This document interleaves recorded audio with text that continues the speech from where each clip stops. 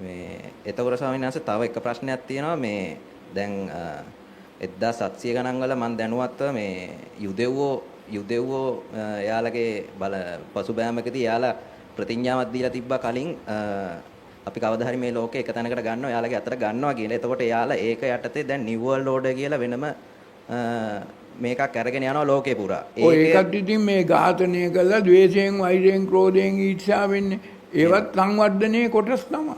ඒවා දහමට ගැලපෙන දේවල් නෙමෙයි. එතකොට ස්වාමීන් වහන්සේ ඒන සංවර්ධනයේද දැන් අපිට තියෙන ලොකුම මාර බලවේගය එතකොට නෑ ඒක ඕකෙනුත් වෙන්නේ ඔය යුද්ධය කියලා මොකද වෙන්නේ? මේ කර්මකාරී ඔක්කොම විනාශ වෙගෙන යනවා. එහෙම. දැන් ඔය යුක්‍රේන් යුද්ධෙන් ඊශ්‍රායල් යුද්ධෙන් කොච්චර මැරුණයි කියලාද? ඔය මැරුණේ මේ නිකන් හිටපු මිනිස්සු නෙමෙයි මොන හරි කර්ම කරගත්ත මිනිස්සු. එහෙම. දැන් මේ අද දැන් මේ රටේ 1000 2000 මැරෙන්නේ නැතිනේ ඔය ස්වභාවික විපතෙන්. එහෙම. ඔය මැරෙන්නේ ඔක්කොම කවුද? කර්මයක් කාර්යෝ. අකල් මරණයකටපත් වෙන්නේ. කවුරුත් මැරෙනවා අනිවාර්යයෙන්. නමුත් අර ආවිසත් කර්මයක් තියෙද්දි මේ වගේ මැරුණා. ඔක්කොම හේතුඵල ධර්මයට අනුව ඔය මැරෙන්නේ. ඒක ස්වභාවිකව හෝ ඒ ආලගම් ක්‍රියාකාරීත්වයකින් හෝ ඒක එතනටම කරගෙන කොහෙන් හරි කරකැවිලා මේ හේතුඵල ධර්ම ක්‍රියාත්මක වෙනවා.